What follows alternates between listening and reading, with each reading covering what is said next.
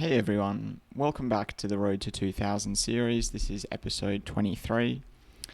So I've been sort of continuing my trajectory of winning one, losing one. I'm sort of middling around the low 1900s level. Um, I thought in this episode I'd show a couple of games that had really kind of interesting end games, or at least tactical end games, which I guess you might not always think about. End games are normally like quite positional or strategic battles, but these ones were quite tactical. The games themselves had quite a few issues in the middle game, so I don't think the end game tactics were the reason I won or lost them, but they were certainly pretty interesting, so I thought I'd show them today. Okay, so in the first game, I was playing against this 1904 guy, and I had the black pieces. It was sort of a queen's pawn, a Slav type position. I played this c6 Slav, and yeah, pretty solid structure. I'm going to go through the opening quite quickly. Knight d7's a bit weird. I think I was just had a momentary lapse. I was thinking that in case white plays the Catalan, I might try and hold off playing e6, but I just played knight d7, knight b to d7. My opponent played e3, which kind of signals that they're not going to play the Catalan. So now I just go into my normal semi-Slav structure, which is bishop e7, castle. As soon as they move the light squared bishop out, I take. They take back. We play b5, bishop b7, rook c8, and play for c5. That's sort of the thing I do every semi-Slav position, basically. I'm not too sure what order all those moves need to be played in always, but I try and get into that situation. It's probably one I can look at a bit more carefully. Like if they play b4, I'm sort of stuck because I'm never really sure what to do because it prevents c5 and you can't get this light squared bishop doing anything. But normally they don't play b4, and I think maybe if they play b4, we can like play a5 and just or knight b6, knight into c4. The plan changes a little bit. Okay, so once they move the bishop, that's my signal to take the pawn, so they have to move it again. Then I play b5, and they move it again. So basically, they've moved the bishop once, twice, and 3 times, and we've got in a little bit of extra space here and a little outlet for our light squared bishop. So I play bishop b7, castles, bishop e7. They play b3, which I was quite happy to see because it sort of signaled they weren't going to play b4, which is normally what I struggle against.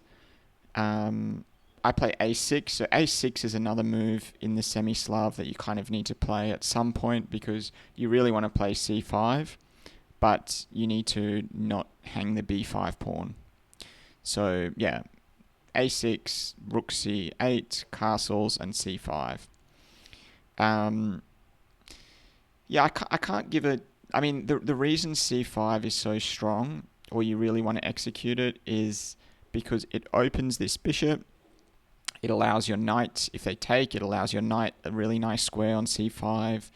I suppose it opens this diagonal, and when our rook comes to c8, it opens this file, attacks the center. That's the extent of my understanding. I think also, if white is sort of... White often plays e4, I think, in these sort of structures, and if white sort of is dominating the center, you need to fight back in the center or sort of create some play on the sides, on the flank. That's my understanding. Okay, so they play bishop b2, I castle, rook e1, and now I play c5. And the sort of existence of this move, or the fact that I've got this move in, kind of signals to me that I'm okay. I'm okay in the semi-Slav. Like, if you can execute c5, it's normally means you've done something well, or white's been one move or two moves too slow, or a few moves too slow. Perhaps this opening wasn't super accurate from both of us. Okay, they play rook c1. And I play queen b6. Yeah, I should... Why did I play queen c6? I think... yeah, I mean, I want to get my queen... I think to b6 is sort of the square that it belongs on, and the rook's to the c file and the d file.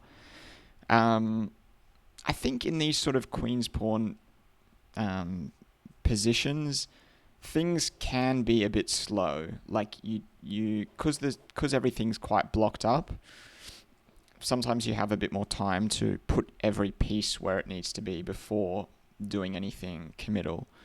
I still wasn't so sure taking, if I wanted to take, if I wanted to push, if I wanted to keep the tension. Yeah, we'll get into that because it kind of comes up soon. So I play queen b6, rook c2.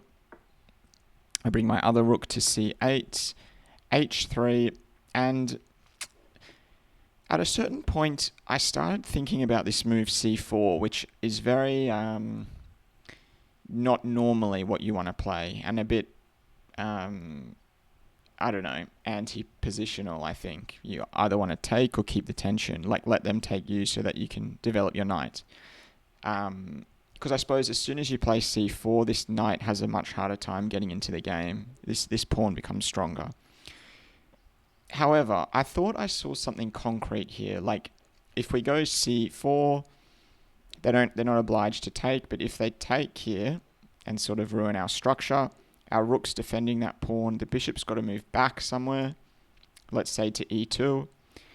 And I thought that my pieces are going to start coming alive there. For example, okay, sorry, not the bishop, but we get the knight into e4. If we go a trade here, then we have a really nice bishop here hitting this rook. And, okay, it might be a bit hard to visualize, but if the rook moved back there, there's nothing protecting this bishop. So we would be winning that bishop. If, on the other hand, the rook moves here, then this bishop comes alive. So I calculated a little bit imprecisely, because some of those moves are not obliged, like they don't have to take. But I thought something like this, with the bishop moving back, is going to really open up these two bishops, and might even result in this rook getting trapped. So I thought there was something concrete to c4, but I probably calculated it a little bit imprecisely. So I went for c4. The bishop dropped back. Now I brought my knight in to e4, continuing the plan.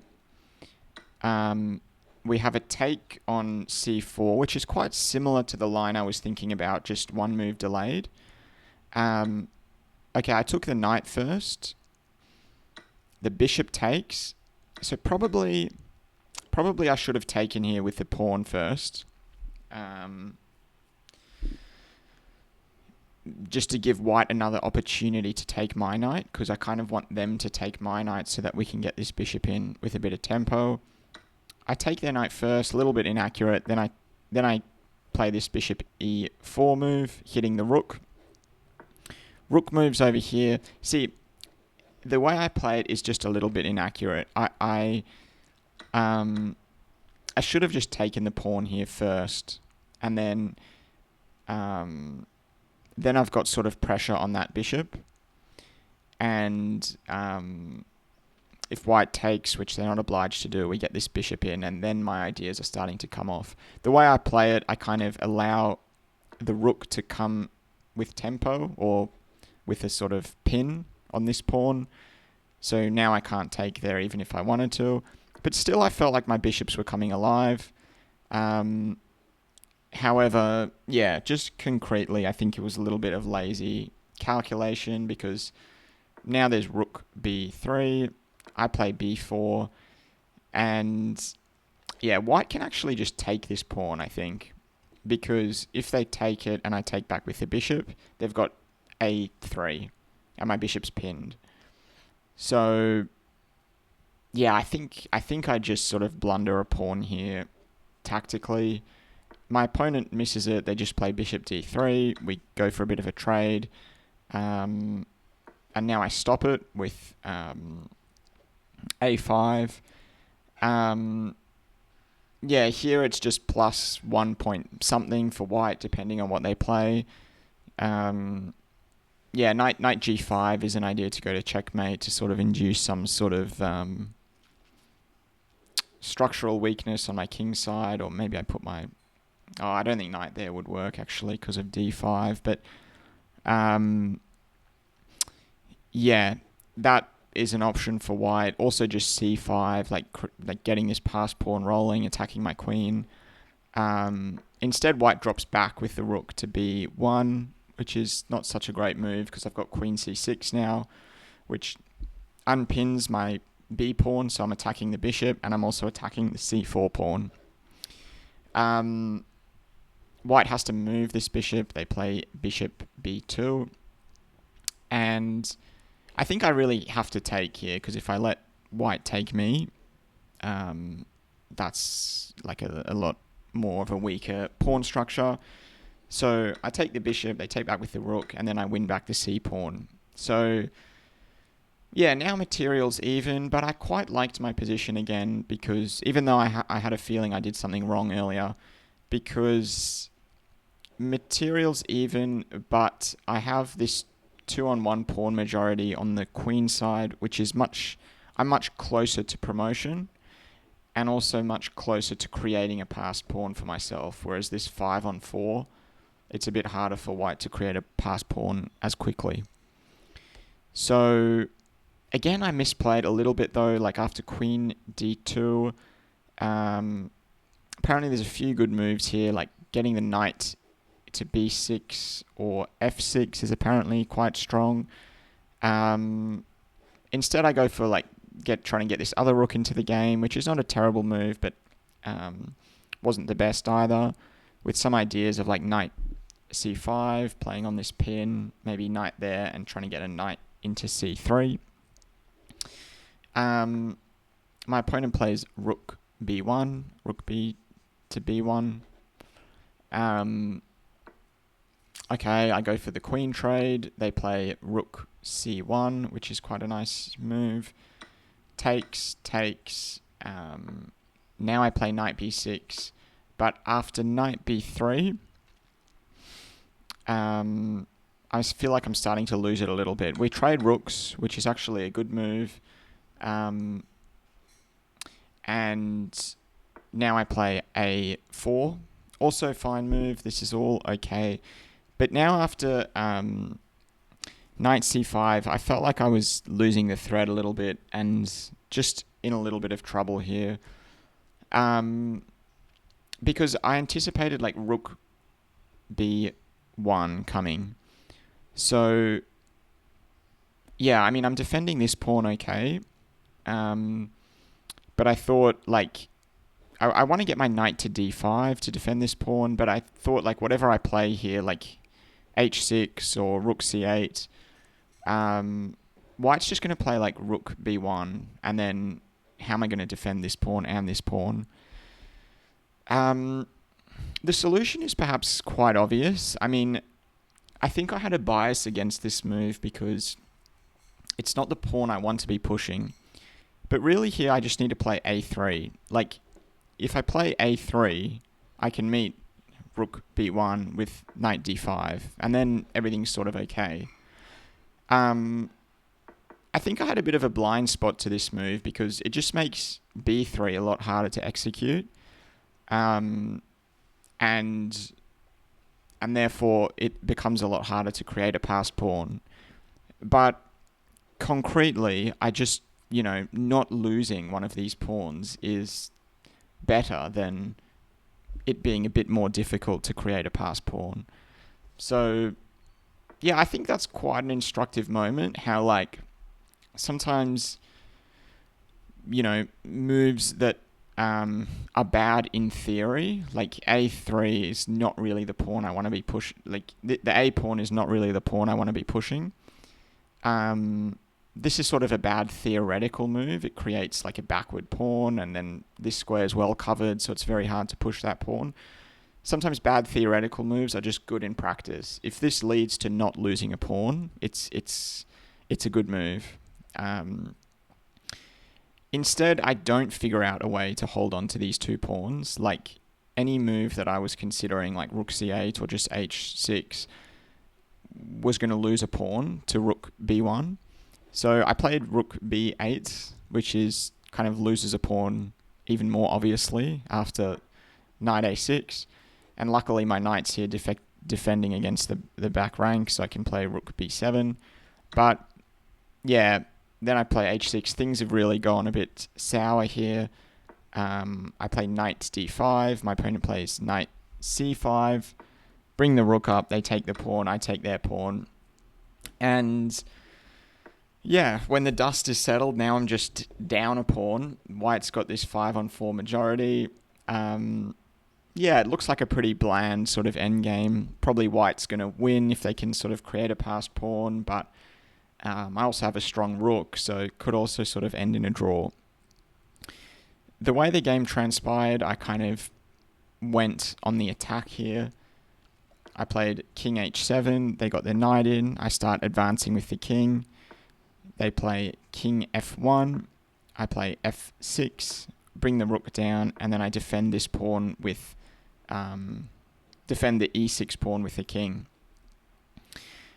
After g4, I play king e4, and then white plays rook takes on e6 check, and that's a huge blunder. Like, it really just loses the game, because after king f3, my king has gone on like a massive walk to a really active square, and I'm threatening checkmate.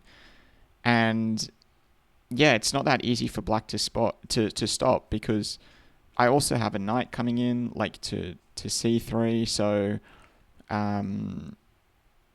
yeah, I sort of just went all out, brought the king forward, which sometimes works for me in endgames. Like if you're just losing, walk the king forward, try and create some sort of attack. Yeah, and after king e1, I've got knight c3. And yeah, here, like, white ran out of time, but there's not really much they can do here. I think, obviously, like, if they play some sort of move like this, then there's a threat of, like, rook e2. And the knight, like, nicely covers this square, and if they go here, there is some sort of checkmate here, I believe. Okay, they can go back to e1, and then we'd have to figure it out. But if they go here, I think we start getting the knight involved. Knight g2 there, and then rook g2 is checkmate. And I was pretty confident, even if they didn't run out of time, that I would have some sort of winning pattern there. So yeah, bit of an endgame, like poison here. Middle game was a bit scattered. Some inaccurate calculations, but I quite liked how this one finished up, obviously. Okay, that was the first game. Moving on to the second game. This game was really tough. So I was playing with black again. I was playing in 1958, and I think that's the highest rated player I've played against, and yeah, it was a complicated game, so let's get into it. I'll try to go through the opening a bit quickly again. They played c4, this sort of English setup.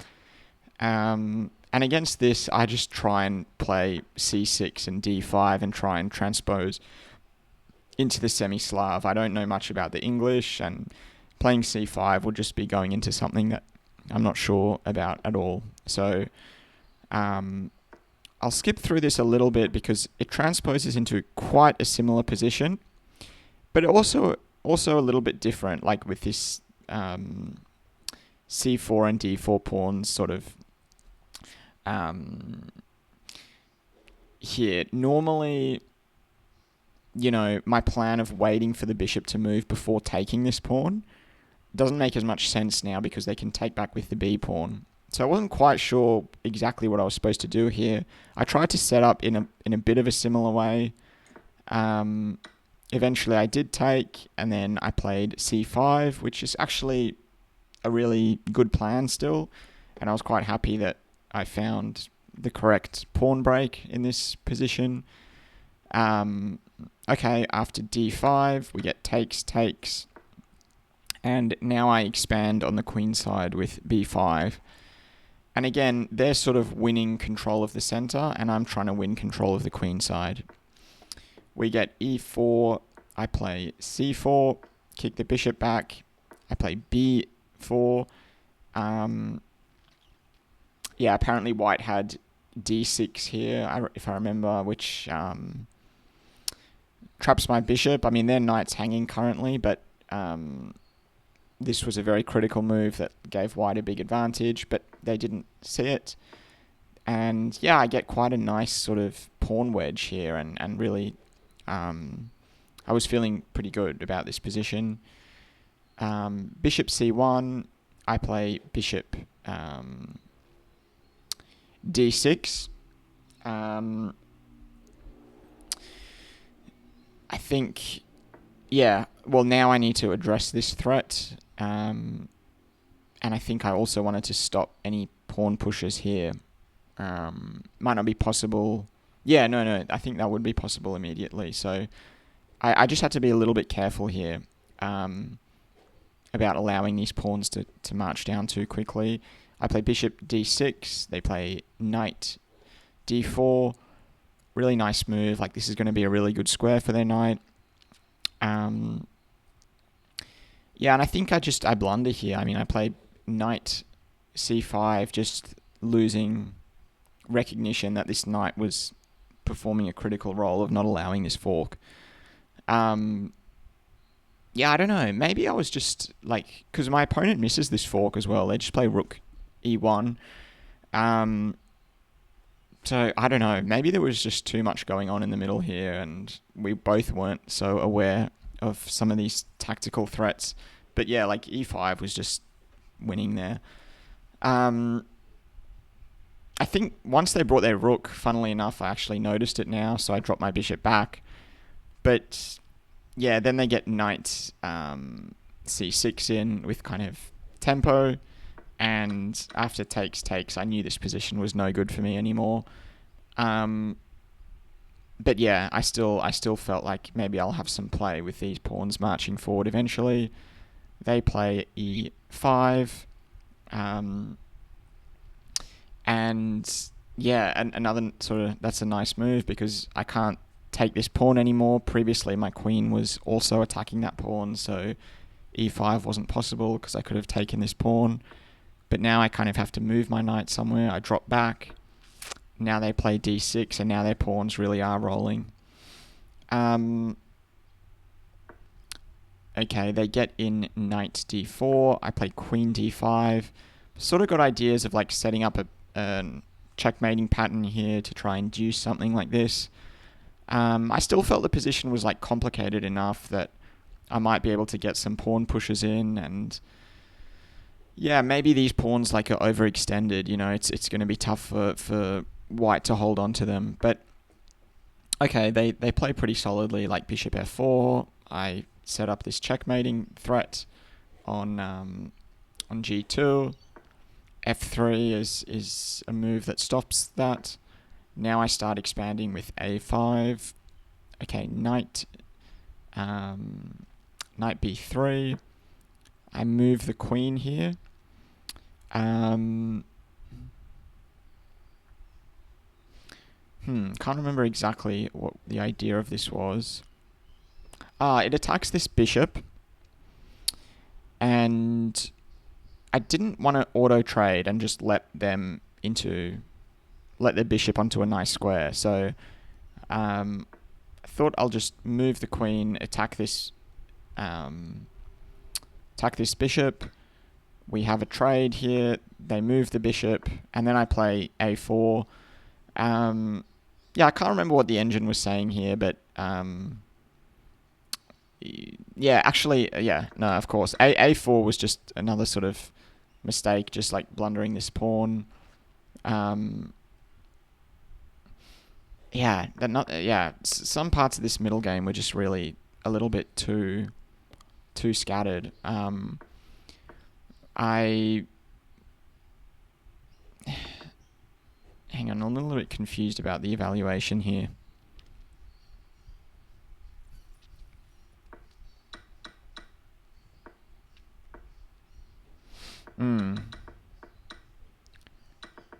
I also, I think, okay, I've forgotten a little bit about this game, but I think there were some opportunities here for like a Greek gift sacrifice type setup. I can't remember why a4, computer seems to think it's okay to give up this pawn like this. I'll probably just have to look into that a bit more. Yeah, a4 is the second top move, so that's, yeah, definitely don't understand this position well enough. After this big trade, I play bishop c6, and after queen b3, we trade queens, and I play bishop d5. And once again, I was feeling good about my position. Like, I thought that, you know, yeah, I had like good pressure here. This pawn was like close to promoting. This pawn was also close, but I felt like, I don't know, for some reason I felt like this pawn was, yeah, and the computer agrees, like this position is just better for black. Yeah, even though like white's upper pawn, technically, I just have a really strong pass pawn here. Yeah, I'm a bit curious about that a4 now. Like, why is a4 so strong here? I know I'm going back and forth a bit, but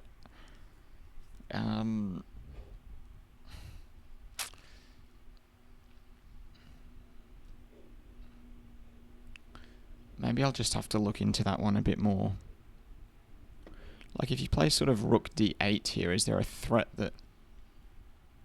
No, it just suggests like h3 or something like that. Okay, a bit mysterious, that one, but I'll have to either look into it or just accept it. Sorry, I've gone too far now.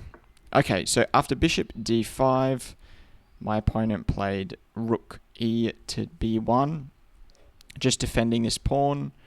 I play rook a8, and yeah, now what is the issue here? So after rook b1, I play rook a8, rook b to a8, and we get a trade along the a file. And okay, so yeah, this is quite a critical moment here. So my opponent played bishop f4, which is quite a good move to cover this square. And now I just need to be precise here, and it's quite a delicate position. So what I was thinking here, and I calculated it out, and I saw, like, let's say we play c2. If rook goes to c1, I just take this pawn, so that can't be good. If I play c2 and the rook comes to b2, then we get a check. King has to move here. We create a queen, let's say. Bishop takes, rook takes. We win a bishop in that line. I was worried in that line about, at the end of that line, about rook d2. Because then I have to play something like bishop e6. Then there's d7. I have to give back my bishop, and they take my bishop. For some reason, I didn't quite have the composure or the discipline to play something slow that was required in this position For example, h6 or king f8. I wasn't thinking about h6, but I was thinking maybe just king f8 here to try and get the king close and, you know, slow down a little bit and prep for this in a few moves' time. But yeah, I don't know. I felt like it needed something forceful. I felt like the position needed something forceful, and I played c2. And after we went through with this line, this is a big mistake. Rook a1 check, of course. King f2. I queen. I win the bishop. But now white doesn't have to play rook d2. They can just play d7 straight away. And I can't stop this queening pawn. So, a little bit disappointing. Like, I feel like the weirdest thing about this position was that I kind of saw the problem with this calculation, and for some reason I just panicked, or I didn't have the composure to play something like slow. I thought it seemed right to go for this plan, that there must be some tactical pattern here that led to a win for black. So yeah, that one was a tough loss. I felt like I was not that I was playing well, but I felt like I was on top here. The middle game was still a little bit scattered. Perhaps these sort of, definitely the English, but even just the general like Queen's Pawn Slav structures are a little bit, the middle games are a little bit foreign to me still. But yeah, that was just a tough one. And I found it interesting how I saw that it didn't work and I played it anyway. I wonder if anyone else has ever had that before, because yeah, it was just a weird thing to do. But anyway, those are the two sort of games I wanted to show. Middle games were a bit scatterbrained, but the end games, there were definitely some interesting tactical patterns in both of the games, I thought. So yes, that was the last couple of games I played. Thank you everyone for watching. Hope you enjoyed the video, and I'll see you all next time.